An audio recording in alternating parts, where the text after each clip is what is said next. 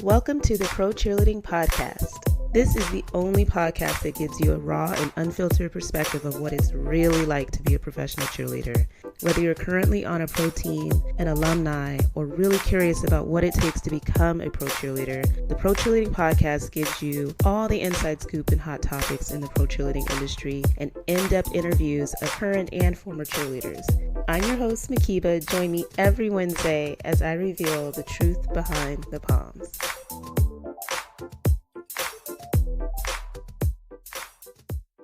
Well, welcome everybody to one of the episodes that I've been wanting to do for the longest time. This is my hip hop focused group interview with some heavy hitters in this space. I think the hip hop cruise has been something that's been forming left and right. And so we have some experts on this panel. I'm so excited about this. And you guys will get to meet my intern, Kayla Shipman, who is also going to be my co-host. So Kayla, I'm going to kick it to you to introduce yourself, and then we'll introduce the rest of our guests. Awesome. Thank you so much, Mhkeeba, for having me on. I'm so excited to be here. My name is Kayla Shipman, and I danced for the Phoenix Suns Solar Squad for a year. And then I also, before that, was a rally back for the Major League Baseball team in Arizona, which is the Diamondbacks. So that's my professional experience in this space. But I did grow up doing competitive dance and dance team in high school and all that good stuff. So if we counted it all in total, it's probably like 18 years of dancing, but we're just going to ignore that. She's still a baby, whatever. Okay. Phi, you want to go next? Sure, yeah. Hi, my name is Phi VoBa. I was a dancer for the Seattle Seahawks Dancers from 2019 to 2020. And that 2019 was the first year they transitioned from the Seagulls into a program that included male dancers as well as diversifying the kind of the styles integrated into the performances. Beyond that, I've been dancing since it's 2022 now, so around 13 years. Yeah. Cool. And last but not least, we have Matt, who's recently retired from the Golden State Warriors Blue Crew, going out on top. Say hello, Matt, and let us know where your background in dance as well. Yeah. Hi, everyone. My name is Matt. I, like Mhkeeba said, I dance for the Golden State Warriors dance team Blue Crew, which is their all-male hip-hop focused dance team.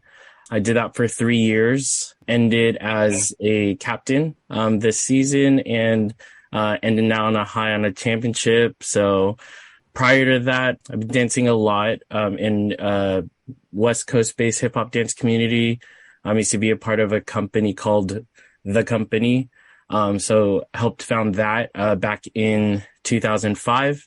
Was on that for 15 years until I found the Warriors. And before that, I started dancing when I was 7. So I'm actually a studio trained dancer, danced all styles, ballet, jazz, hip hop, now trying to get into tap. So yeah, that's my background. Yeah. 25 years of dancing. Wow. Matthew, when you say company, is that like Gen 2? Okay, that's dope. Yeah. Awesome. That's cool. Clue us in. Okay, what did you know about it? I know of the company just by reputation and just like their work, and I guess your work apparently was definitely a source of inspiration for me in many a year. So thank you for that. Appreciate that. Yeah. Wow, that's so cool. And trust any links that you guys have to like prior work or whatever, we'll definitely include that in the show notes. So let's talk about auditions a little bit because of the process that might be a little different for hip hop crews. But if you guys can kind of talk about what made you try out for your team and what that process was like, that would be awesome in any particular order. But let's start with Kayla. Sure, yeah. So our audition process for the Solar Squad, which I should say doesn't exist anymore. It's now a combined co-ed team for the Phoenix Suns. Before, it was separated into 2 squads. So there was the Solar Squad, which is the more hip-hop focused group. It was co-ed. And then there was the Phoenix Suns Dancers, which is like their, classic dance cheerleading type team, I guess. The audition process for the Solar Squad is a bit different. It's, get all your application paperwork and all the things that come with an audition usually. I have been to the Phoenix Suns Dancers audition as well, because I tried out for that team first when I first moved to Arizona. So I decided to go the hip hop route after not making that team. And it was pretty exciting, honestly, because this audition actually happened at the arena, whereas the Phoenix Suns Dancers audition happened off at the Talking Stick Resort. That was really exciting to get to even just like go to the arena itself. It was very fun. We had the coach and a couple of different people on the panel there that are from the Suns Mercury organization. And we learned a couple of different combo style routines after warm up, and then went through the different, rounds of cuts. I don't remember anyone actually ever being cut until the very, very end. And then we had to wait for like maybe a week before we received an email that said whether or not you were a part of the team. So that was very different, exciting, nerve-wracking. That week was like hell, but it was exciting. Right. Well, you know how you guys have like traditional auditions where it's kind of across the floor and anybody can jump in anywhere, but do you have as part of the auditions like, all right, let me see everybody do X, Y, and Z, or is it all kind of routine based and anybody can answer? I think it was all routine based for us. Yeah, same here. All of ours is routine based as well. Okay. As was mine. Yeah. Okay. I was just curious because I thought in terms of like if there were like skills or I'm going to sound so like hip hop. Well, no, I'll tag on just a little bit, and we can get back to yours, Kayla, if you'd like later. But for mine in particular, my experience was entirely routine based. But at the audition that I attended, and this was the first year that they were, opening up and transitioning the program, they weren't just inviting male dancers to this audition. The call was for hip hop dancers. They did not specify a gender, so male and female dancers came. All the male dancers only did choreography. All the female dancers were asked for a separate round to demonstrate any, I suppose, like technical tricks would be sort of the nomenclature there, which I think, can kind of trail into a conversation about what are the different expectations for gender when it comes to these things. But that was kind of my experience for that audition. Very interesting. And what about you, Matt? I think Blue Crew is pretty established in terms of like a separate team at the time that you auditioned. Is that right? Actually, no, it was our first time auditioning or having something like that. So it was actually separate from the Gold Squad audition. They had their prelims before, and then we had our own set of prelims. And from there, we went from a preliminary to a semifinalists. Actually, it went all the way down to semis because they cut about like more than half, like 75% of people who auditioned. And they took about 24 finalists into like a practice like setting where we cleaned the routine and we did it a bunch of times. We separated down into smaller groups, I think pairs. And then from there, we were waiting to find out on Oars.com to see if we actually made the team. But this last one was the first time that we auditioned with both gold and blue together.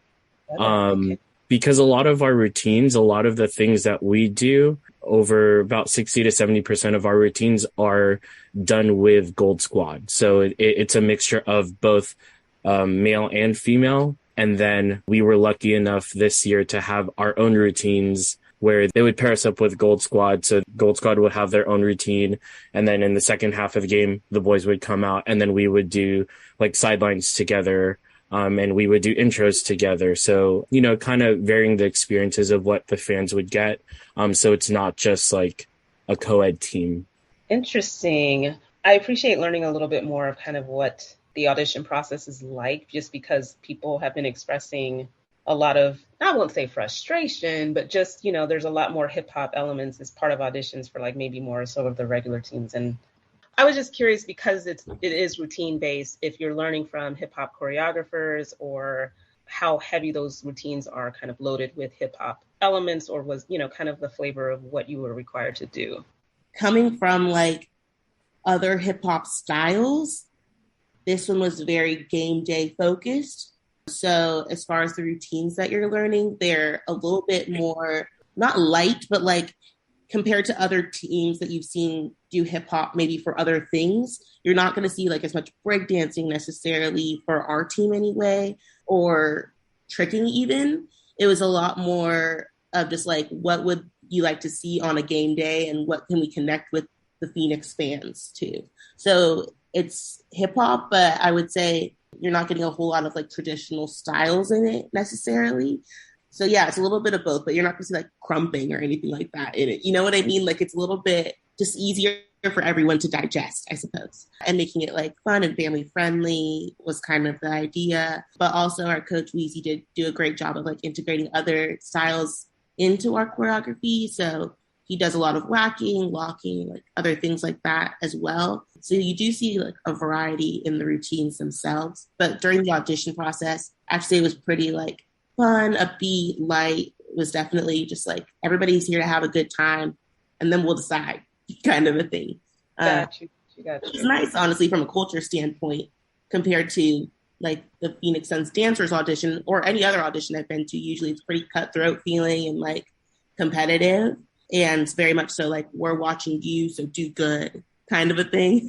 Whereas in this space, everyone seemed to be really like, we're just here to take a class almost vibe, which was really fun and inviting, I guess, which kind of, I guess the hip hop spirit is similar to that in general. So. I'll tag on, I guess. I think just, again, it was a very specific situation because of that being a transition year. So the choreographer for that audition was Vince John Freehouse, who was tapped also for the first time that year to be the choreographer for the team in that style. So it was simultaneously like, you know, them, sorry, when I say them, like the past directors and choreographers, Courtney and Carly and people from past Seagulls years, not only was it the first time like they were really kind of taking a step out and observing this new diversification of skills and styles and things like that.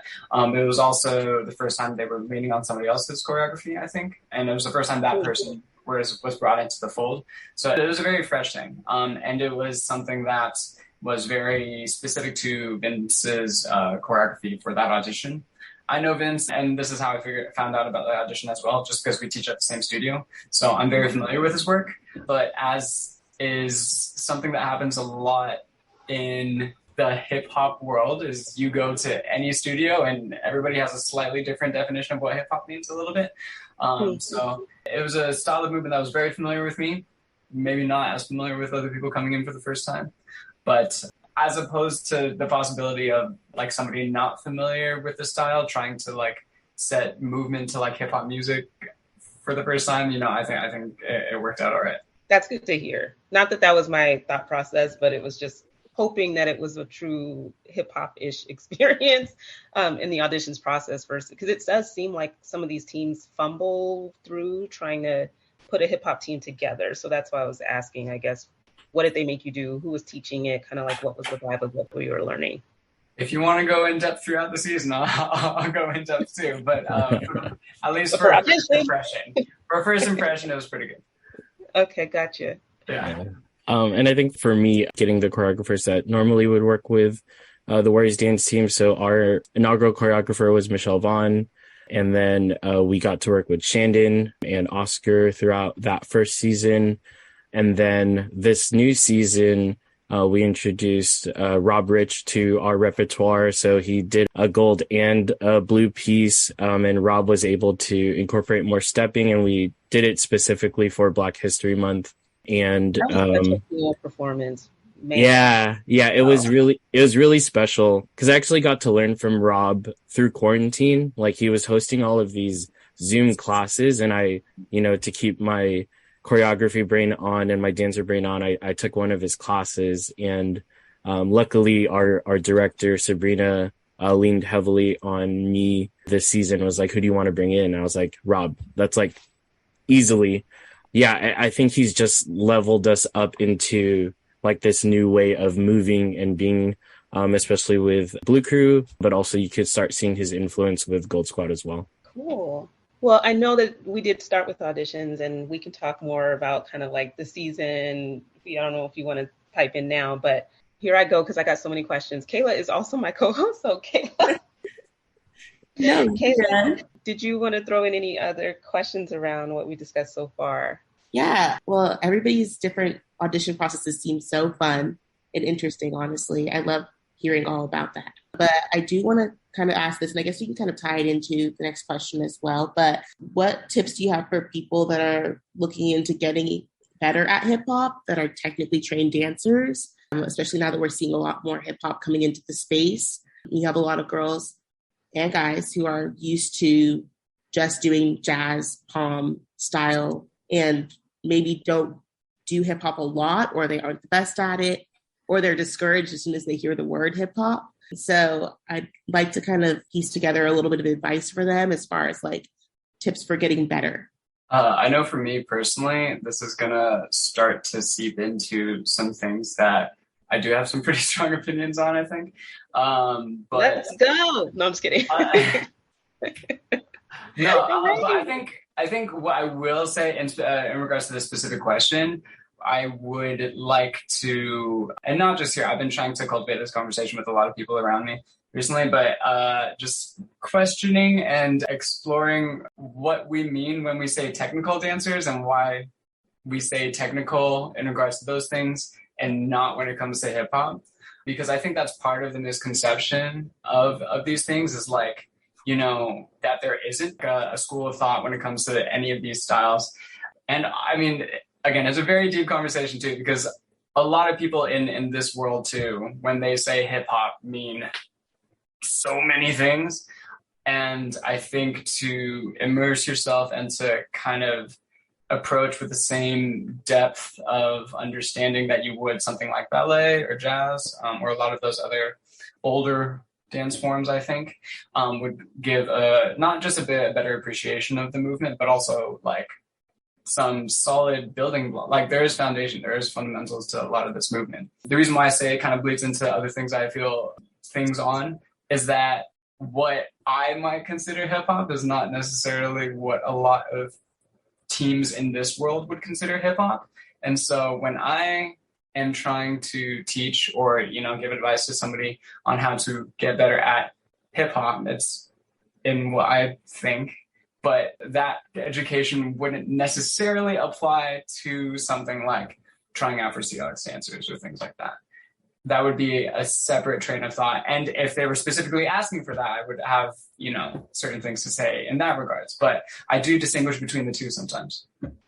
See, here I go. Maybe that is a good place for us to start. Because I feel like even talking about this, it's not like we're talking around it, but I think that might just be like the starting point of how we even frame up the conversation, right? Because what we do in the pro space, or what we've seen teams do in the pro space, how is that different from how you would define hip hop? Since you guys are better suited to kind of explain that difference than I am. I know it when I see it, and it's hard for me to kind of describe it, but how would you characterize pro team hip hop versus real deal Holyfield hip hop? Maybe that's where we should start. And even that is and I'm actually very curious about your take, Matt, because I feel like the Seattle dance scene, or at least the scene that I inhabit, a lot of our circles are very directly influenced by a lot of that sphere of work that, you know, the company has done, a lot of those SoCal teams and things like that, just stylistically, and I think inspiring a lot of movement up here in Seattle with what we regard as hip hop, at least in the choreo sense. I mean, keep it to you, Matt. Yeah.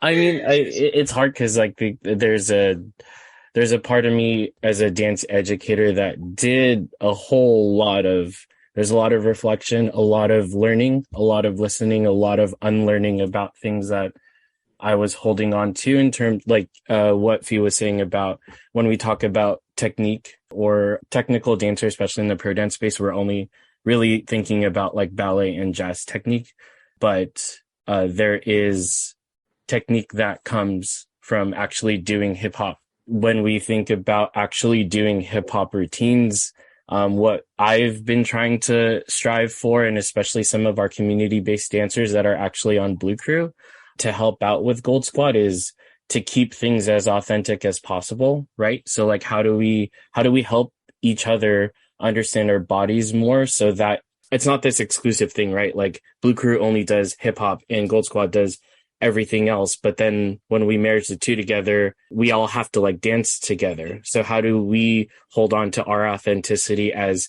hip hop based dancers that are coming from the community who a lot of them are not coming from pro dance spaces? And then how do we help out dancers who are primarily, this is like their experience? So like for me as an educator, right, like all dance forms have lineage all the way back to like African traditional dances. So like when we think about that, we also think about like how we dance and hold on to all of that spirit and joy and allowing our bodies to actually move through the choreography. I do think that most pro dances or pro dance teams clean and perform to a particular audience and to a particular clientele. So, you know, I am very lucky and blessed to have the leadership that we have on Warriors Dance Team, right? Like they understand what the Warriors are trying to do as an organization, but at the same time, like, you know, Sabrina's done such a good job at trying to evolve the dance team. She's done so much to trust us in order to infuse a lot more hip hop technique or a lot more hip hop grooves or things like that. The way that we clean, the way we talk about musicality within the space that you normally are not seeing in the pro dance space. So I just think that dancers that back to like Kayla's question, like the advice piece of it is like in your off season training, like go take classes at local studios, but at the same time, challenge yourself to be critical about who you're actually taking class from. Like sometimes the people who only have 10, 15 people in their class are some of the best teachers, right? Like people always seek who has the most followers, who's shooting videos for their Instagram. But I know a lot of really good teachers that do not get people in their classes, but they are actually teaching movement. They're not coming in there teaching the 8 count and the routine, but like they're actually teaching you how to improve, how to use the musicality, how to use your body, how do you let go of the things that you're holding onto or like telling yourself. So I also think we need to be critical about who we're hyping up at the same time, because there's a lot of really good teachers that are actually teaching hip hop out there. I definitely agree. What about you, Phi? Were you going to say something? Kind of along those notes, and I think also in response to something you said, Mhkeeba, as well, of like kind of what is the difference between, you know, what happens in the pro space versus like other people's different perceptions of hip hop. Something that I think sets hip hop different from a lot of other styles, especially in the pro space, is that hip hop and a lot of other street styles and club styles were meant to be social dances. They weren't really designed to be put on stage. They weren't really designed to be put on fields and stadiums and things like that. That doesn't mean they don't have a place there, but that wasn't like their initial intent with a lot of the movement. A lot of the movement kind of came like just gigging with your friends at the club or at the house party and things like that too. So it's like, this is a weird piece of advice, but go to parties a little bit and like dance and function in social settings, because that's the thing that kind of sets it apart for me. Like when I see a lot of what happens in pro performances in the pro space of what is often deemed as hip hop, I'm like, if I saw that at the club, I don't know if I want to dance with you, you know? And it just comes from a different place than something like ballet or jazz or something that, you know, has a much deeper history of being placed and designed on to be on stage in front of people. Whereas like a lot of these things is to dance with people. So yeah, go party. I don't know. But that totally captures like what I was trying to say about Rob Rich's choreography at Pro Action, because it made me want to dance with like, yes, like all of the, like, yes. For everybody who's listening, Matt is doing some moves in the Aunt Viv, you know. Yes, I mean, but that's really what I associate with it too. It's like a joy or just like there's so many vibes that you feed off of with hip hop that make you feel something. And that's such a good way of putting it, Phi. It's just like it loses some of that when you're so focused on kind of the environment or the venue or space that we're working with for performing at games. I think a lot of it comes from putting structure on something that's not supposed to be like braced, I guess. Like a lot of ballet and jazz technique is very held and like everything is tight, and you know, you learn how to have structure in your body, and especially if you're a studio dancer, which a lot of people in the pro space grew up as. You come from knowing that you have to be like straight, tight posture all the time, and you don't learn how to move your spine in a way that you're supposed to like let it go unless you have had someone that mentored you in hip hop in a way that actually shows movement. So I definitely agree with what they were saying about like being in a social setting or taking class from someone who's actually going to mentor you in the fundamentals first and foremost before like choreography and all the flashy things.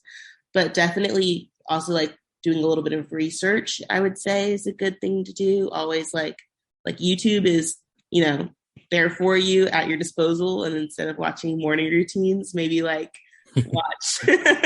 watch some people from the past, like watch the people in the clubs, in the underground scene, and what they were doing. Yeah, like he had said, a very social thing. And I love watching like people's cypher videos even, or like just watching people like they just jump in there and it comes entirely internal. Like there's no choreography.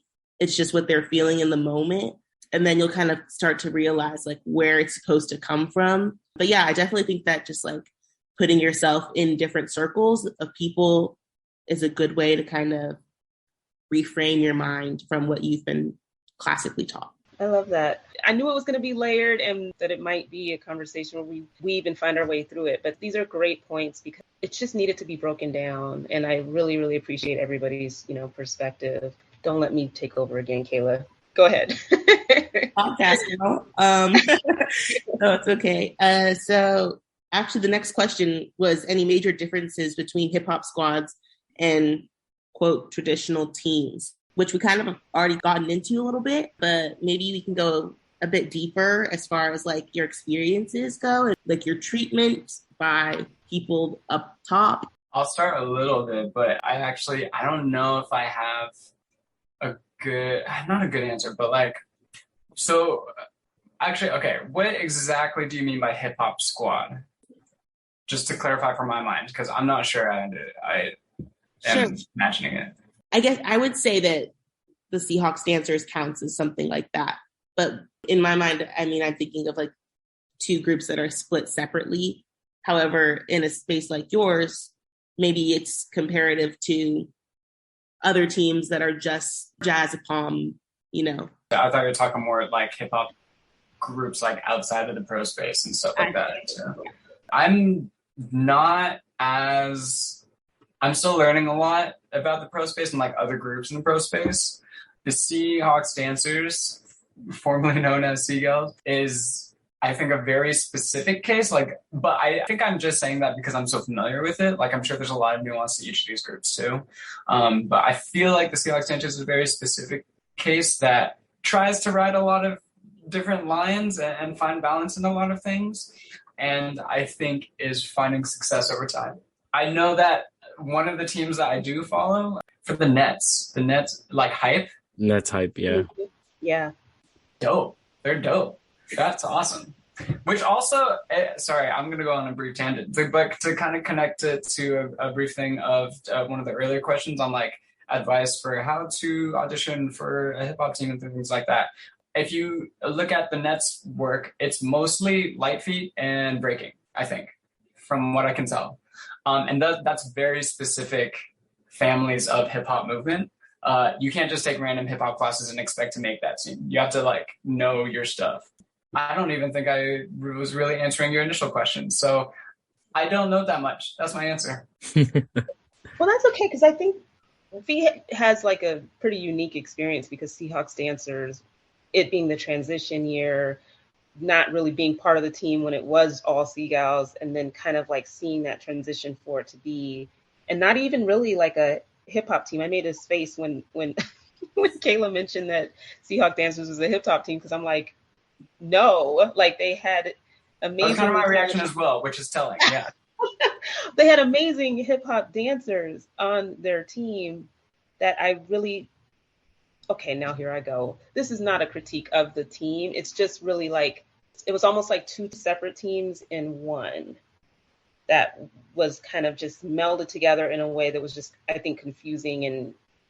And I don't know if there was different treatment for the male because you had a couple female dancers that were kind of picked on the hip hop side too, but I don't know if there was like a difference in how those members of the team that were really coming from that hip hop space were treated from the rest of the team that were more on the traditional Seagalsy side. It was such a rough, not rough, it's a different transition that you probably experienced. So I could see why you're probably like, how do I answer these questions? Well, I mean, if it's all right, I'll go into it a little bit. I've been hesitant, not because I'm naturally talkative, but I just want to make sure I give full context. And I just know, you know, you and Mhkeeba have like particular investment in this topic as well. So feel free to stop me, anybody, you know, whenever. But to kind of delve into the situation a little bit. From what I understand, the decision to transition from the Seagulls, like an all-girls, you know, jazz, pom, pro, traditional sort of team, into what it has now started to become, came from upper management, not from Courtney, not from the previous director either. It came from upper, and then our director at the time, Courtney, was kind of left to figure out the logistics of that. And I think she did a good job with what she knew and what was made available to her credit, genuinely. But yes, it was very much old Seagulls and new dancers coming in together. It did feel like two separate teams kind of attempted to kind of smush together. One of the biggest difficulties was that, and I said this a little bit about our audition, they made an audition call for hip hop dancers. They did not specify gender, but one thing that became apparent throughout the season was that they expected only males. There was an equivalency of like hip hop dancers and this masculine aspect of it to be synonymous. And so there were some girls that made the team as part of us, and throughout the season, they just became treated like these other Seagulls, with a very specific set of skills from like, you know, that studio cheer background that these girls coming in through the hip hop edition didn't really have and had to fake it until they make it. And it was very telling on a number of things, like boys do hip hop, girls have the pom-poms. There was no mixing. There's not too much option for that, which I think is a lost opportunity because, you know, we failed to play on the strengths of people that wasn't tied to like the genderization of a lot of these roles. Also, I want to dance with pom-poms. Like, come on, frick. You know, I'll make it look good. Yeah. So there were a lot of like cultural clashes and kind of bumping heads. Not to anybody's blame. Like, I think the most I can fault was just unpreparedness. There was no like, nobody was like acting especially problematic or anything like that. Everybody had the team's best intentions at heart. It's just everybody comes from different places and different values and different approaches to get to those goals, I guess. And I think that's why it's hard for me to consider it one thing or another. Like when you call it a hip hop team, I can't really call it that. Yeah, it's different because like we were chopped out as an all male hip hop team.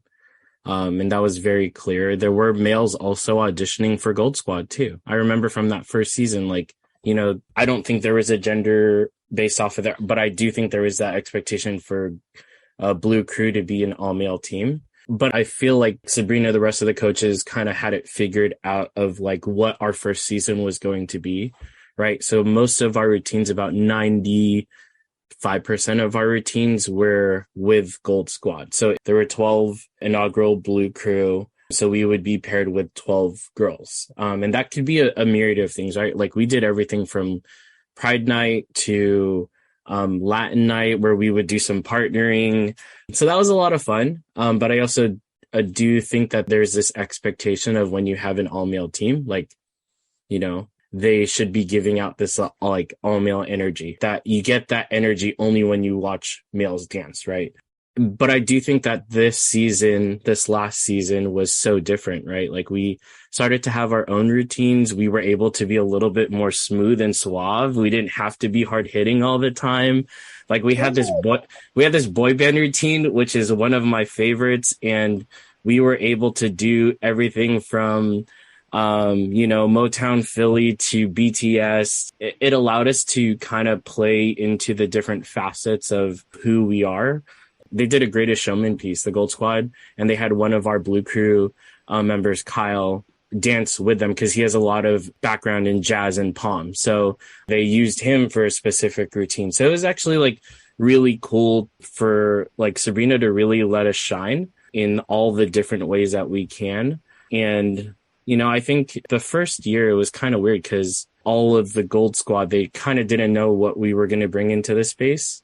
You know, like we were doing intros with them, and that had really just been the Warrior Girls for like the longest time, right? So what does that look like to have males and females dancing on court from like beginning all the way to the end? So I think it was new.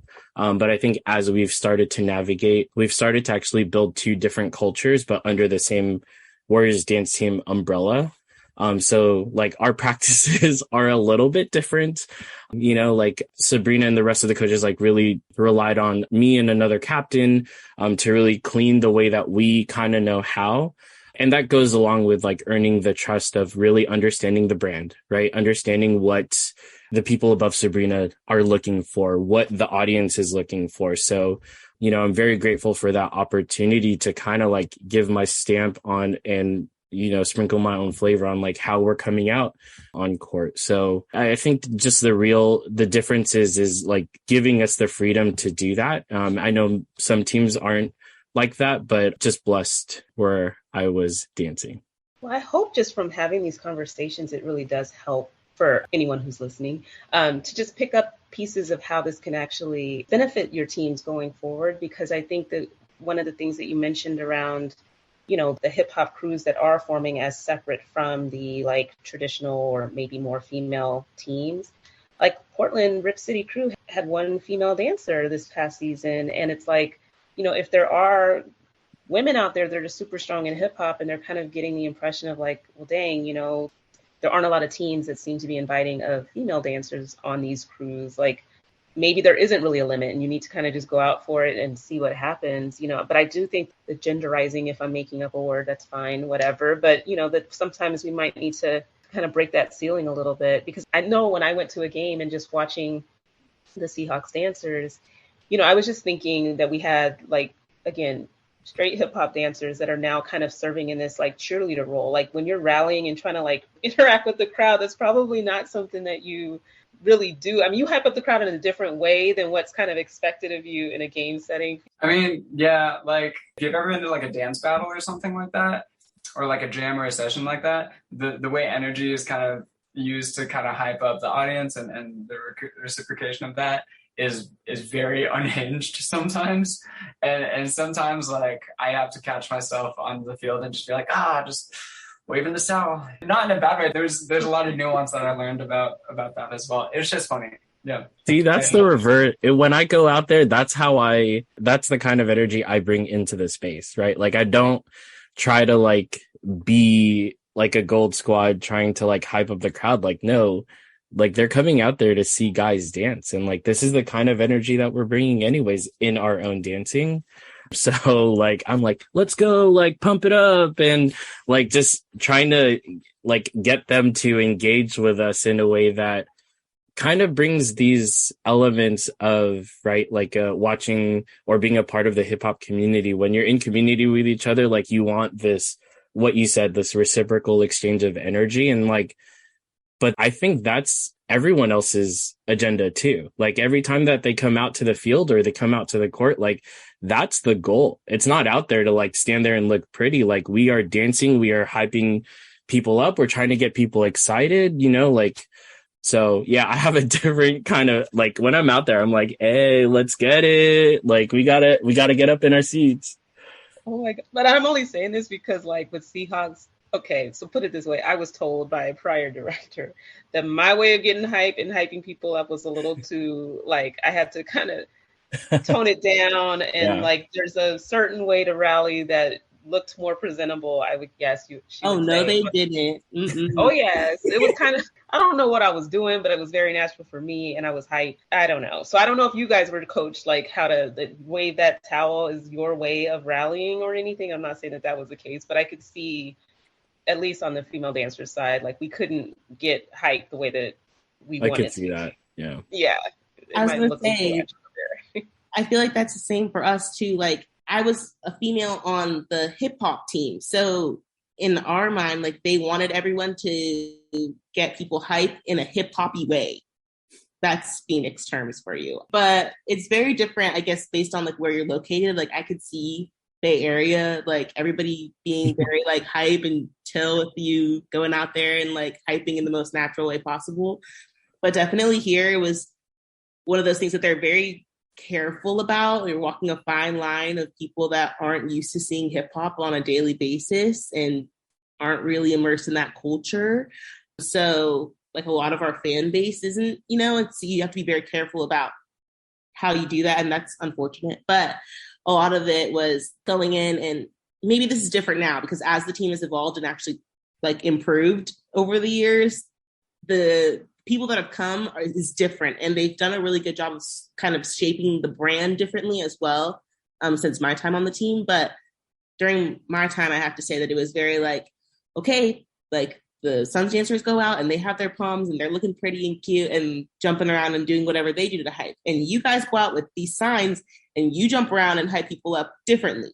Don't do what they do. So even though a lot of us came from like studio backgrounds and like, what if I want to jump around? Like, what if I want to swing my hair back and forth? That's how I get hyped. Like, but a lot of times, like, like you're like, oh, you're on the hip hop team. And so there were some, like, I feel like I can do both, but there were some people that were on the team that were more technically trained that don't know how to hype in a hip hop way. However, they were on the hip hop team. So they looked kind of awkward, honestly, being like, whoop, whoop, trying to raise the roof over here. And I'm like, please stop. No. So it's a hard balance between the two, but I definitely agree that is one of the major differences. It's like how you hype people. And I hadn't thought of that originally. So thank y'all for bringing that up. Yeah. It's weird because we're one of 5 teams for the Warriors. Like not many organizations can say they have that, right? Like it only shows a testament to how Sabrina has grown the program, and Blue Crew's the newest out of all of them, right? So like the kids could do, like they can get away with different sets of moves that we can't, right? And we have our own like GS Breakers, right? Like they bring that kind of like more of what people think of hip hop. And then like, my favorite, like the Hardwood Classics, like I feel like they can do no wrong, right? Like, so I guess for us, it's a little bit more clear of like the roles that we play within the organization to kind of bring a more fuller experience. So it's not just like one thing, one image, one way. Like we're bringing 5 different ways. And then if you count like our hype squad, like we have our own hype team that does all of the things like bringing out the signs, throwing out like t-shirt toss or a cannon. Like there's a separate squad for that too. So like we all have our role, I guess. You mentioned the breakers, and so I was just curious how they are incorporated into game day, since you mentioned that they have probably more of the traditional hip hop. Do they kind of perform before the game? No, they're incorporated during game day. They don't do like intros, but they'll come out and do their own like fourth quarter sidelines. Like they'll make 2 pods and like they'll have like a breaker coming in. So a little bit more traditional of like freestyle. And then sometimes they'll combine that with like the gold. So you'll see gold and the breakers together. Yeah. So I think it's cool. Like we're able to like kind of mix and match of who we send out there. That's awesome. Okay, now I need to go to a game and see them because I haven't seen them. They're cool. They're cool.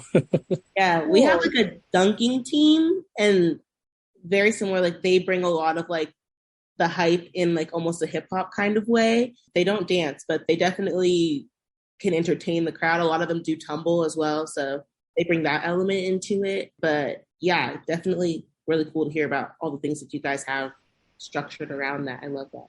Are there any other differences that you guys experienced as far as like treatment goes, or just like your time being there? I mean, for us, I think a lot of the differences came from like what you were provided, maybe not just compensation, but also, well, that too, but also like uniforms, things like that you were expected to have. Like a lot of times we had our one uniform that we were supposed to have for the season, and then it was designed by, I don't know who, honestly, but it was not the best hip hop looking outfit. And I think they tried. I do. However, we all looked at each other when it came in and was like, The This shoes. isn't it. It was just the shoes for me, honestly. They were like Nike running shoes. Like, who wears lace-up running shoes to do hip-hop? Personally, I don't. But see, these are things that, okay, just for people who are listening, need to talk about. Like, what do your hip-hop crews or hip-hop dancers really want to be wearing? Or maybe they really, really, really should be involved in the uniform design or selection process. Because sometimes the outfit can just ruin the whole vibe of it even being hip-hop at all. And so that's, I think, a good conversation of like, what's a good, cool way to incorporate the brand where it's actually like the vibe.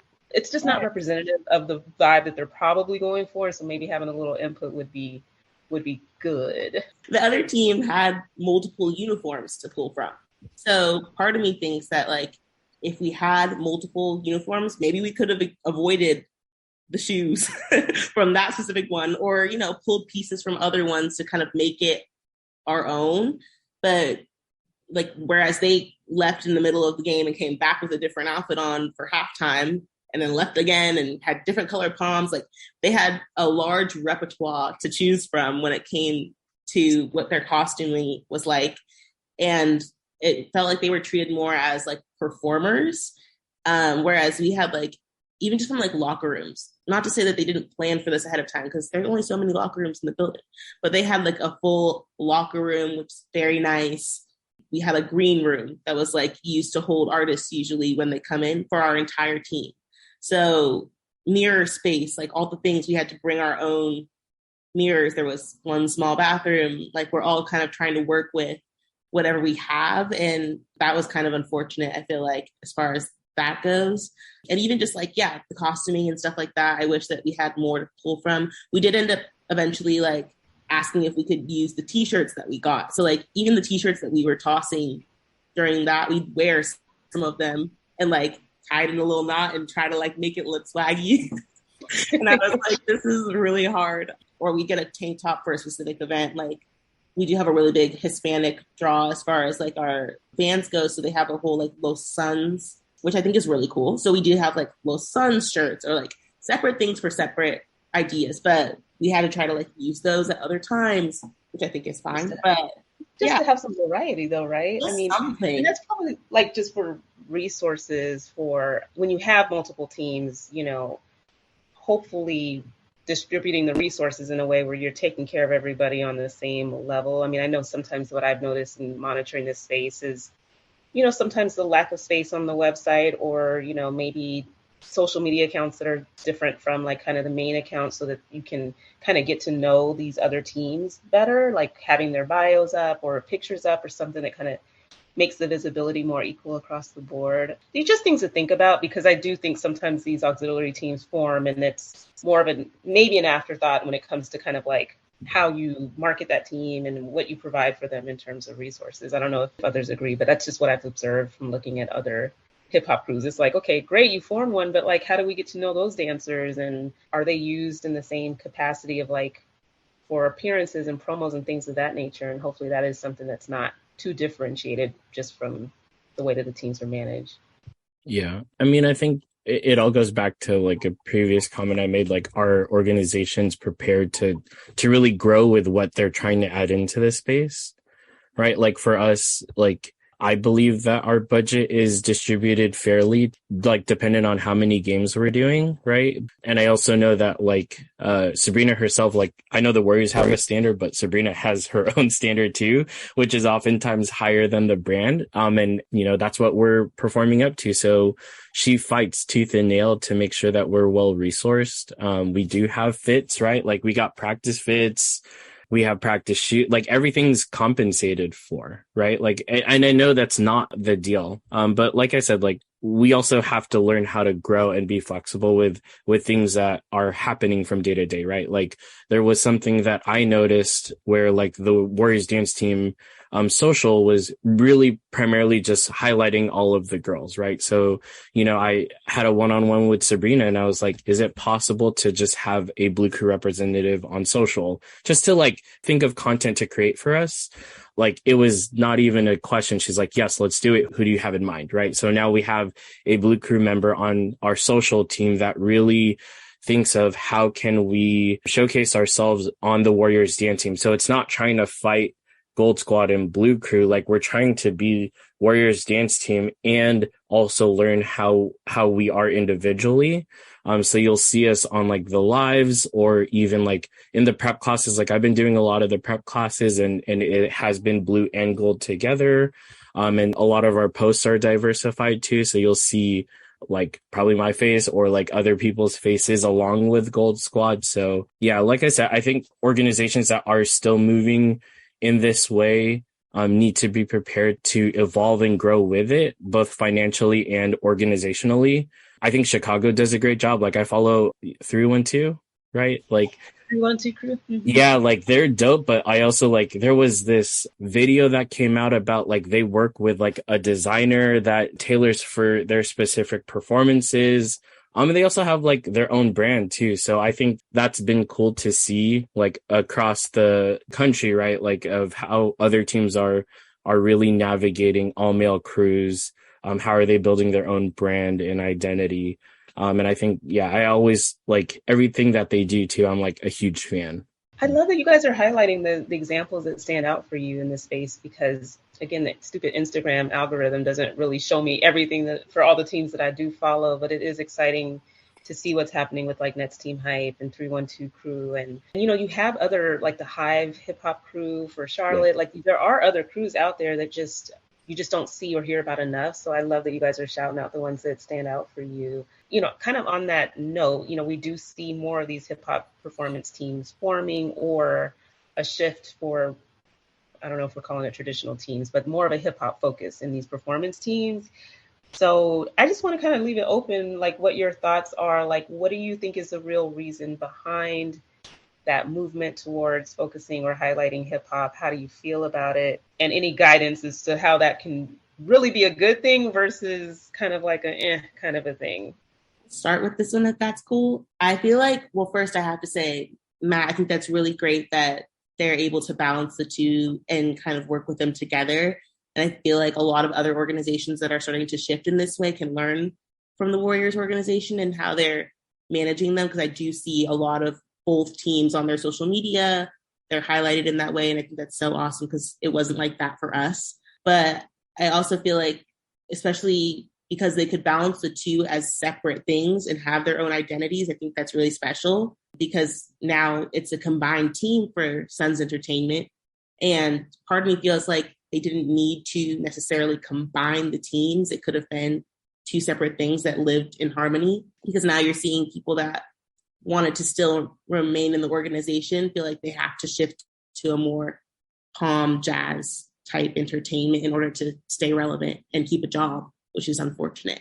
And then people that are used to jazz pom feel like they have to get good at hip hop all of a sudden in order to keep a job. So it's a difficult thing, but I definitely feel like, as far as the shift towards a more hip hop industry question that you had, is that hip hop is entertaining. People like watching it. We're cool. So I just have to say, like, even for me personally, going to a game, like, I enjoy when a DJ puts on a hip hop song more than a country song. I'm not going to lie. Nothing against country. It just doesn't hype the crowd always the way hip hop does. And I feel like that's just, it's relevant in just the culture and the bass and the way that it moves people. And it's exciting, and just, not that jazz and pom can't be exciting, because it definitely can be. But I think that people are noticing how much of a draw there is towards that now. And even in hip hop music in general, it's getting way more mainstream, way more popular. You see a lot of people from different backgrounds enjoying artists now that they wouldn't have even thought of listening to that type of music years ago, even 5 years ago. So it's really interesting to see how like that dynamic shifts into the dance space as well, because they are kind of married since we dance to music. But I feel like also when it comes to that shift of what's happening in the space, it makes room for a lot of dancers that didn't formerly have a place in hip hop to be able to, get a job on a team like this and have this kind of a experience, which is awesome. And I know a lot of people feel like it also takes away from people that had a job and an opportunity to be in this space that don't do hip hop now or aren't comfortable with that style. So it is difficult, which is why I mentioned that, like, I love the Warriors being able to keep both and just like remain in harmony. Yeah, because it's like making space for everybody. Yeah, like so why you're not having to make those trade-offs. Exactly. It shouldn't have to be one or the other. And like we had mentioned before, like it's nice to see that there is like a female on a hip hop team, and maybe like that's, you know, traditionally all men. And maybe there's now space coming that there's a lot of men being able to audition for what are formerly known as all female teams in the jazz and pom space that are really talented in that area. Like they don't need to just do hip hop because they're men, if that makes sense. And same vice versa. Women don't have to do jazz and pom just because they're women. So I feel like in that way, it is nice to see these co-ed teams forming and the respect coming from maybe, I don't know if it actually is coming from upper management, but it feels like maybe there is a bit of respect coming from that both are able to entertain in the same way, and that maybe we can just put them all together. But yeah, I definitely think the shift is interesting and different organizations are handling it well and others need to learn from them. But yeah. I think that, yeah, I mean, bias. I think it's great. I think it's cool. I think that what I would like to see, like for future reference going forward, is like, whether that's for teams in the midst of this process kind of shifting or teams thinking about it or anything like that, is I think to just really establish a good, solid, and universally like acknowledged sense of intention and I guess purpose with what you want the shift to bring, I guess. And that could be on like a smaller level of like, we want to show that girls can do this as well. Or, hey, we want to show that guys can do this other thing. I think about this a lot just because I now find it entertaining. But one of the most noteworthy experiences of my Seahawks dancer career was seeing a lot of the online comments regarding the boys joining the team. So many comments of people being like, I'm not going to get a calendar this year. And I'm like, cool. So that tells me, I think that, you know, I'm sure that's not the entire fan base, but there is a portion of the fan base that expects a certain kind of product from a certain kind of, you know, performer. And if you want to cater to that demographic, you kind of have to know what you want to give them. And just be aware of all those different aspects and facets, and to be like, if we want to take a step away from that, then, you know, just be really deliberate as well and be like, okay, we don't need only the girls to be, you know, super tan and wear certain kinds of clothes and things like that. Because if the intention is like, yeah, wow, this culture is very current, it's very hip, it's a really energetic way to connect to the next generation of fans for this sports and everything, then yeah, like own that and lean into that. And don't let the message get muddled, I guess, is my thing. Yes, because they do not, when it's not clear, or not that they need to be all up in the comments, but I do totally agree with you, Phi, that there needs to be some expression of the direction that they're going, and not the like canned, we want to evolve and be more inclusive. Like be real specific with what you're looking for. And when you have these auditions, like making it clear what your vision is for the team that you're forming, I think it'll just clarify a lot, both for the people who are auditioning, and it just kind of establishes the brand, especially if you're doing this as a net new team or a major shift from what the team used to be. Having some clear messaging around that goes a long way. And I think that's probably like step one that's like a little bit off in terms of how I've seen teams handle it, is it's just not very clear. And, you know, you're looking at audition requirements and they have like all these different skills that they're looking for, and you're just left confused, like, well, what the heck are you creating here? You know, just it becomes confusing. And I think it can just go such a long way to have, like you said, clear intention, and a message around that intention would be a great start. Thanks for sharing that. Yeah, and to just go off of that as well, I think I value that clear communication and intention more so than necessarily like the know-how. Like, I think I still appreciate that sort of communication, and I can accept that like teams are still figuring it out. Like, especially a lot of, you know, the more quote unquote traditional teams. Yeah, I don't expect you to know like the cultural differences between what, the Seagulls were doing 5 years ago versus what I've been doing for the past decade and stuff like that. I don't expect you to know that, but I think, expression of intent will go a long way in making that conjunction of cultures like really, really seamless. I have a lot of thoughts, and I think it's going to verge on a topic that we were going to get into, or we will probably get into. I think, hip hop itself, Kayla, I agree with you. Hip hop's just more entertaining, right? I also think, like, from a financial standpoint, like, hip hop sells more records, especially nowadays, right? Like, and you have more hip hop, more pop artists that lends itself to dancing hip hop or that kind of style or choreography. They're the ones watching games in the VIP section, right? Like, you're seeing everyone. Like, I got to dance in front of Jay-Z. Like, that was cool. So I just think it sells more. I think it's more inclusive, in terms of, like, the audience, right? Like, depending on what you use. So I think that piece of it. I also think that the shift towards teams really either incorporating more of a hip hop focus or, like, going full hip hop. I mean, my third answer will kind of, like, round that out. So I think it's absolutely necessary because of the one that you posted, the story that you posted about appropriation and appreciation. I think that teams need to really figure out if they can call what they're doing hip hop or not. Like, I mean, I say it with a grain of salt, right? Like, I'm lucky that, like, our coaches and our organizations, like, really appreciative and leaning on us to leverage the knowledge that we're bringing into the space, right? Like, yes, we may be new to the pro dance scene. However, we're coming in it with a lot of knowledge. So it doesn't hurt, it doesn't hurt for you to say, how would you clean this, right? Like, I remember one of my gold captains, maybe last season in the transitional year or even in our first year, like, she just asked, right? Like, we weren't cleaning pieces yet. We were all rookies. So why would we clean pieces? So she would ask, like, how would you do this move?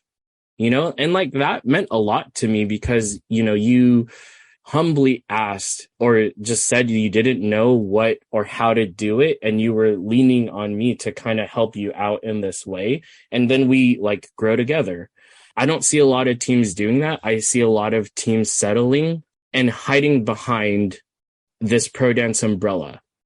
However, right, like, pro dance, I think if you're going to do hip hop and if you are going to take moves and you are going to take moves knowing where you got them from and you're not able to actually talk about the historical significance behind it or where it's actually connected to, then you shouldn't be incorporating it into your choreography. I saw the percentage of how many people said it's just appreciation. I think it all depends, right? Like, that's the piece of it of, like, this whole having an all-male hip-hop crew. I'm also representing all the people that have helped me and mentored me and that have taught me, right? Like, I have to do that justice even on the court. So I'm fighting for authenticity every single time we do a piece. I'm speaking up when I know something's wrong. Like, I'm like, that groove is wrong. That groove should not, like, you're not even adding any body, any isolation. Like, where's your rock? That looks totally like watered down, Oh my God, like, I'm screaming inside, Matt. Like, this is, thank you for, like, because this is the part that I feel like is, like, missing from the way. And if people could see us in this Zoom with our little squares, we are, like, on mute, but, like, snapping, clapping, doing arms because we're so in agreement here. But that is what the distinction, I think, between that question of appropriation versus appreciation. You can tell when those things are lacking. And I'm so excited to hear that there was space and respect to trust and lean on people who are from the culture and can share that knowledge, and that there was, like you said, the humility of there being an exchange and a respect for things being different and no less discipline, like you said, as Phi had mentioned earlier, like the training, and there's needs to be that kind of respect shown for the art form so that it's not like, oh, we just get to water it down and do whatever we want because it's pro. Like, that's not acceptable. And I just love that you had that voice and that they were obviously listening too, because when I was dreaming of this episode in my mind, I was just putting myself in the shoes of people who were really trained as technicians in hip hop and whether they felt a little bit of a conflict in performing in this space because it was so different maybe from what, or not authentic to what they believe they exude as performers and how they express themselves. And I was just like, ew, I wonder if it's like a conflict of like the fact that I'm doing this, is this just like wiping away all of my Girl, like, I had to earn it. I think the other facet of like my last answer is also like what other teams can be doing if they're like considering this change. I also think that like for me as a dancer, as part of the Warriors organization, there's so much history. Like the Warrior girls have so much history for the Warriors, right? So like I also have to honor that too when like I'm also taking space, right? Like there were, you know, like potentially I might have taken a spot from another spot that they could have had for Gold Squad, you know, but I also like, this is just now the new caliber or the new brand of a Warriors dancer. And I think that I should be moving through this with a lot of respect, not dismissing like the history and the legacy of like the Warriors dancers. Like I remember this season, they had like an anniversary dance, like generationally. And for me, it was cool just to even be a part of like that family. And I was there with some of our blue crew. We weren't dancing and there were like more than 100 dancers, but like from generations. So to also remember that piece of it, that like, I didn't come in my rookie season saying like, I know better, right? Like I also had to be humble about it and pick and choose, work the ways that were already afforded to me, right? Like if I believed that there was a move that we were watering down, approaching one of my captains and having a conversation, or approaching Sabrina or one of the coaches, like there are ways to still fight and advocate for yourself. Like it kind of goes back to your question, Kayla, about what advice, like if you are considering making the jump from like a community dancer or someone who's real deep in the hip hop community and trying out this pro dance space, like this is not our community, but it can be a part of it and you can be a part of it too. So you have to know how to learn how to navigate that with respect. Like you can't just go in there and be like, okay, we're just doing the things our way. It doesn't work that way in anywhere. So yeah, I wanted to put that piece too, because there's so much history and legacy that I think is being erased from some of the moves that are happening to a full co-ed for the sake of inclusivity. Like, I think that was the wrong way, you know? Thank you for sharing that. I think that, I mean, the DMs are always like going off and the poll questions kind of people respond. But I think for a lot of the female dancers that have those conflicting feelings, just hearing that perspective helps bridge our worlds together, because I know that people are excited that there's just a lot more opportunities for everybody now. And I think it's just hearing these conversations that kind of bridge that understanding and respect for one another. And it's just super appreciated. I mean, I'm excited to share this episode beyond belief, because I just think it answers so many just nuances and different sides and perspectives of things. Phi, did you want to chime in as well? Yeah, I was just going to say I really appreciate that perspective, I think, because I feel like that voiced and put to words a lot of the processing that I hadn't completed. And maybe if I had been on the team for longer, like maybe I would have reached a similar place. But I feel like that really resonates with me, I think. I think in a flip way as well, kind of going back to another thing that Kayla was asking earlier about, you know, the tips for dancers coming in who want to audition for hip hop teams and stuff like that. For any non-hip hop dancers transitioning into this, I think it is important to be like, okay, well, how much time have you spent training in jazz or ballet or such and such? Cool. Do that all for hip hop as well. I think that kind of acknowledgement and respect shouldn't go unnoticed, because it's like, I get how it is a difficult conversation to have depending on like with different people and things like that. And I don't really have the perfect answer to this, but I think it does contribute to the erasure that Matt was talking about, when too many people get away with the assumption that you can just kind of pick up the diversity aspect, you know, of just like picking these things up to stay with the times and things like that. It's like hip hop as a style and culture, and a lot of these other street styles are young in comparison to a lot of things, but it's been like 50, 60, 70 years now. So like, there's a lot to draw from, and there are people in the world, not in the pro space, but, you know, like Matt was saying, there are other people to kind of lean on when you acknowledge that you might not have that to begin with. And I think when we build on that works out pretty well. So for sure. Yeah, I totally agree with that. And I feel like you were saying, there are other people in the community that's not the pro space that have that knowledge. And I feel like people bring in outside choreographers all the time for pom and jazz. Why not reach out to that community and get the real deal? If you want hip hop, find someone out there. It's not that hard. We have social media that knows what they're talking about, that knows what they're doing, that can come in and choreograph for you if you aren't capable of doing so yourself as a coach. Like, your job is to be able to structure and provide for your team and for the organization what is being expected in the most authentic way, even if that's not what you can personally provide. So I feel like if they, as a coach, can be like, well, I mean, I'm not that great at choreographing hip hop. Don't just try, like, go find someone that's good at choreographing hip hop and have them come in and do it. Please, for the love of God, just this is a pro space. You can't. At a dance recital for little kids, it's different for you to be like, let me just try and put some bubblegum hip hop together and we just gonna do a little bounce clap. But in this space that's professional and entertainment on a mass level, like, you have the budget for it. Bring in people that aren't maybe necessarily that well known, like we talked about earlier. They're not probably going to be all out there in your space anyway, but they will be well known in the community. And that'll bring in a whole new respect, I think, too, to the space if you are showing that. Respect is the biggest thing, honestly, like, for all of it. Just be respectful.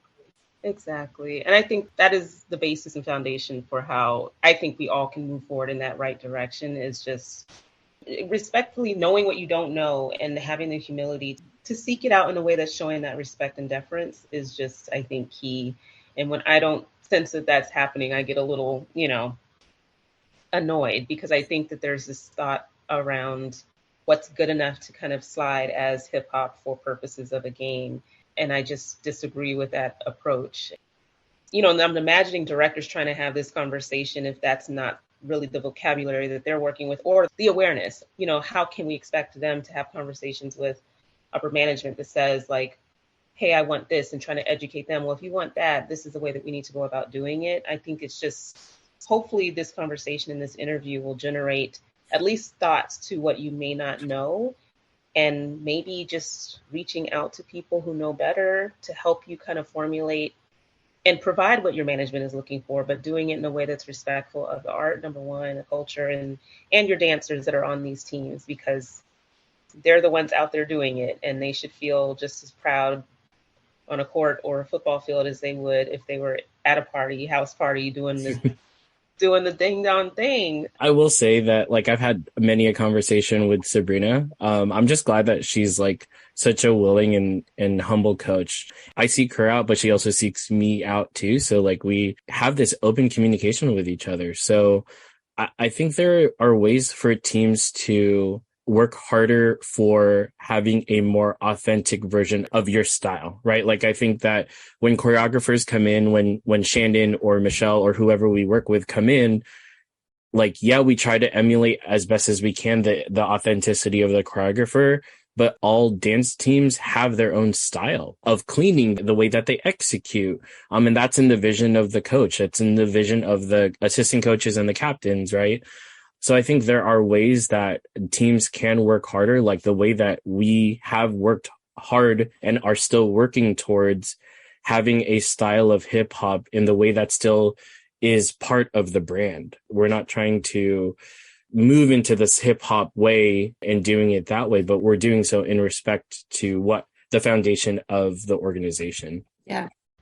I think it can be a collaboration. Like, I don't want coaches to feel like they have to bring in someone else because they can't do the job and like they're not fit for it. But there's also some nuance and technique to placing a formation for the field or for the court that maybe other people don't know. So there can be collaboration as far as like, maybe we need them for choreography, but I can do the placement of how this is going to work, the formation transitions, because it is different when you're watching it.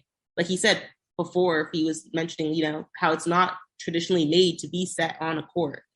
So there's going to have to be a little bit of like conversation between the two and working together to create a piece that can be both authentic and fit well in the stadium or court setting. Well, this is so dope. I mean, this is exactly what I was like envisioning for this conversation. I mean, man, I think the only other thing that we haven't really touched on was just kind of your last question, Kayla. Yeah, my last question was, what was your favorite memory being on your team? I actually really enjoyed Torchlight Parade, which was the first, I think for my year, the first like performance that we had as a team, like in uniform and everything like that.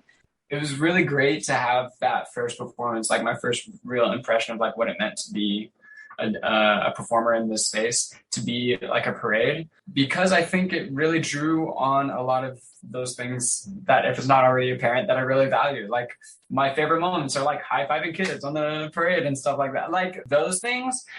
And then what's less natural for me is to be on field, you know, like really nice and proper, and then like do the routine and then come back in. Like that stuff, that was a bit more like discipline. The parades and stuff, those moments, whether or not I was doing choreography, whether or not I was like freestyling, or even if I was just like chilling and just like hanging out with fans and stuff like that, those are the ones that I enjoyed the most. Like you didn't have to pay me. I would have done that for free. That was great. I loved it. And Phi, because you mentioned it earlier too, the comments and kind of the reactions of fans that might have been used to Seagulls. Overall, I will say that one thing that stood out for me for yours that season was one of my favorite parts of being a part of Seagulls was like our junior program. And when I saw the program for Seahawks Dancers for the first time and seeing the group of boy dancers that you guys had, and just, man, that footage like just touched me right here, because I never thought about it all of those years of while I was on Seagulls, that there may have been even little boys that maybe wanted to do the junior Seagulls program that didn't get a chance to do it. And then seeing with the Seahawks Dancers, and now it's co-ed, that there are little boys that have a place and a space to perform, and how proud they looked. Like, man, I had like all the feels, because I just think that you being part of the team and the team changing in the way that it did, it just opens up so many doors in the minds of our youth that I saw right there through my little phone screen, just the footage from the Seahawks Dancers. What did they call them? Junior Seahawks Dancers, I'm sorry.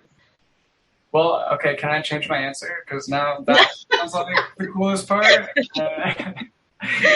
It's a close second, okay? It's a close second.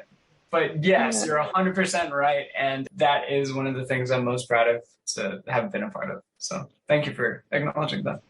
Oh, of course. You guys are role models and breaking down doors for, you know, dancers to come and hopefully consider this as an option. And hopefully teams get much better at what they're putting out there in that way, so that it's even more prepared and programs are kind of built out in a way where it's really something that people can consider as an option. What about you, Matt? Oh man, too many memories. Like I was telling Mhkeeba earlier, like we opened up Chase Center.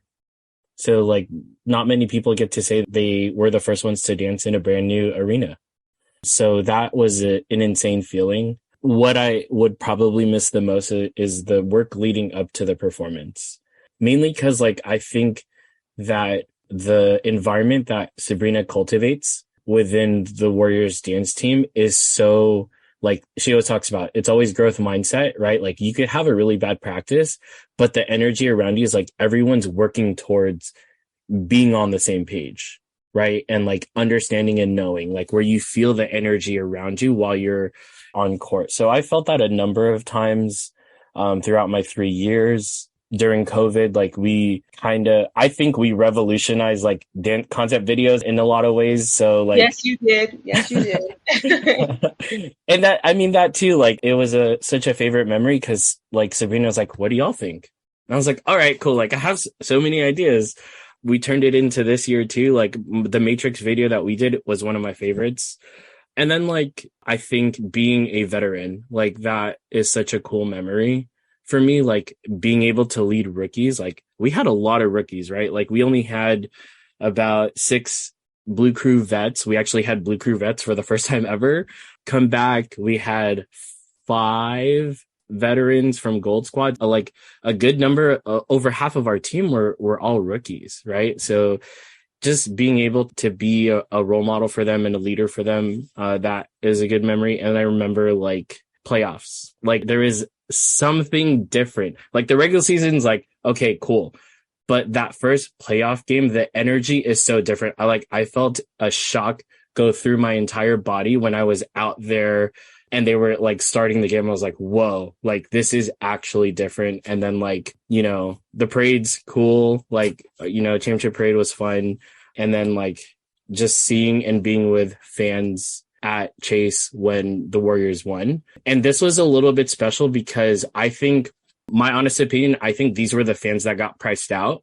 So these were like fans from like OG, like Oakland, East Bay fans. Like, you know, we had like this little thing where Pilo gets on the Jumbotron and is like, East Bay, where you at? And like the whole place erupted. And these are like fans that like are true Warriors fans. So being able to enjoy that moment with them was something that I will never forget. Cause it's like they were the ones that helped build Chase Center, right? Like their loyalty helped build the brand that we have now. So yeah, so many memories. That's so good. Yeah. What about you, Kayla? I have to say my favorite memories came from before the game even started, honestly. Usually just like being with your team. For us, we had like a pregame hype moment, I guess, that we went outside of the arena and welcomed people into the arena before every game. We usually had a DJ out there with us as well. And that was something that was special just for the Solar Squad, which I thought was really cool that we got to do that because we were good at hyping and welcoming people. So we got to be out there with our little DJ man. And as people are approaching the arena and like coming in from all over downtown Phoenix, getting off the light rail, like, you know, however they managed to get there, all these different people are like slowly walking with their little kids or, you know, different things. And you're seeing the jerseys and the different attire. Some are for our team, some are for the opposing team, but all of the excitement and energy was the same. And we usually did like a cipher circle out there before every game. And so for me, being from a studio background, that was kind of uncomfortable. I'm not going to lie. For the first few games, I was like, you want me to do what? Like, I know how to freestyle for an audition amongst other people, but not by myself in a circle. So that was a little bit nerve-wracking at first, but as the season progressed, I feel like I grew so much as a hip-hop dancer because I had that experience of watching the other people on my team and then feeling like I had the space to try. And it was scary, but like, that's how you grow as a dancer. And there were people on our team that the people that I learned from the most were dancers that came from a community background, a street background. They didn't take dance classes, maybe because they couldn't afford them, maybe because it wasn't interesting to them, or they came into dance later in their life that it wasn't like a time that they grew up in a studio. But I loved watching them in the cipher circles because their improv skills were phenomenal. It wasn't just like pieced together pieces of our choreography that you just like pull out of your back pocket and try to do to whatever song is on. But it was like, they really were just going at it. And I'm watching them like, are you people seeing this? Like, and a lot of times, you know, people are walking, they're on their way in, they're getting their tickets and stuff ready. I'm like, stop, watch them. Like, do you see what's happening here? This is craziness.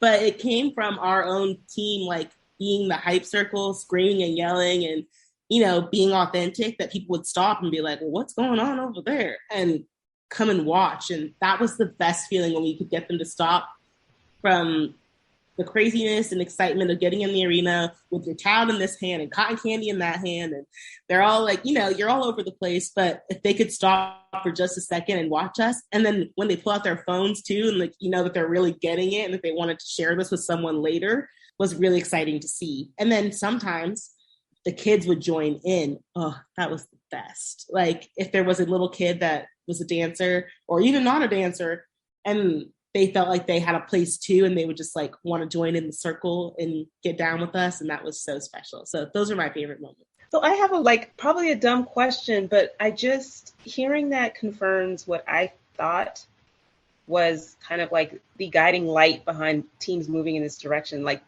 I understand that it's an arena or a stadium, but like, why isn't that enough for like the performance that's on the court? Like, for me, I would want to see that bottled up and put on a court so that people can feel that energy. And I don't know if that just doesn't translate, but for me, that's more than enough of entertainment, is watching a real, and I guess, yes, you have the timeout and it's time and there's a time limit associated with it. And you can't just have people out there freestyling all day long.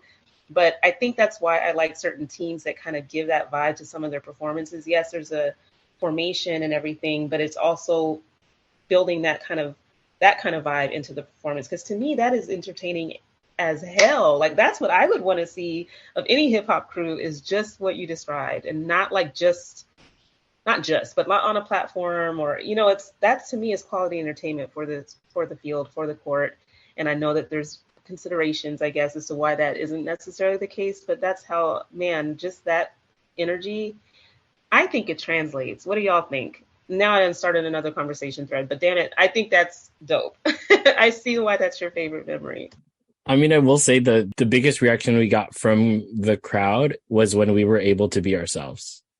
And when it was like actually just Blue Crew only, right? Like the couple routines we had with Rob Rich's, Michelle Vaughn's, another Michelle piece, like when we were actually like totally being ourselves and people can feel that authenticity, like that's when we knew we had the crowd. And mind you, we were doing it without like the lights off. Like we were performing it with all of the lights on, but it's like the music choice. Like if you're going to do this, like pick pieces that suit who you have and will bring the audience into it. Like we're just lucky that the song choice and the concept were things that were really inviting and engaging. I feel like the most important thing about that is like the authenticity and the genuineness, and not like authentic, like old school, pure head hip hop, whatever. But like, I think oftentimes the audience as a whole is smarter than they're given credit, and they can tell when something's kind of placed and staged and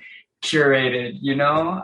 And I think it's very refreshing to see people like watch Matt perform and be like, dang, he looks like he's having a great time. Like, and to have like a very genuine, unfiltered reaction to that, I think there's a value to that I think is often overlooked, for me at least. Yeah, I totally agree with that. And it makes me think of those moments when you become a big fan of a player. It's when you watch them, like in those moments that they have real human like emotion, I guess. And that's same with dance too, I guess. That is so true. I just hope for everybody listening that you have learned a thing or two about just the perspectives of both the dancers, speaking to great leadership and examples of that, so that people can understand maybe bits and pieces that they can take back to their team or their captains or their coaches, and push for something that feels true to you. And then having the right mindset of preparing for auditions, whether you are trying for a separate hip hop crew or not, or trying to improve as a dancer so that you're more well-rounded and that you can approach training for hip hop in the right kind of way, with the right intention and the right amount of research and that knowledge for learning from the greats. I just think this is perfect, and I'm just so happy that this happened before the end of the season. I cannot thank you guys enough for this. I think the conversation will hopefully spark more conversations, and I had the right group of people to make this happen. So thank you so much for your time tonight. Like, this was dope. Thank you, Kayla, co-host. What? Thank you. Thanks, guys. Yeah, it was so great to hear your different like feedback and experiences from your own teams. So that was really cool, really special. Thank you all so much. Definitely appreciate you guys. Thanks so much for listening to the Pro Cheerleading Podcast. You can follow your favorite podcast on social media at Pro Cheerleading Podcast on Instagram, at Pro Cheer Podcast on Twitter. We're on Facebook, on YouTube, and you can support your favorite podcast on Patreon. Until next time, keep your eyes on the sidelines.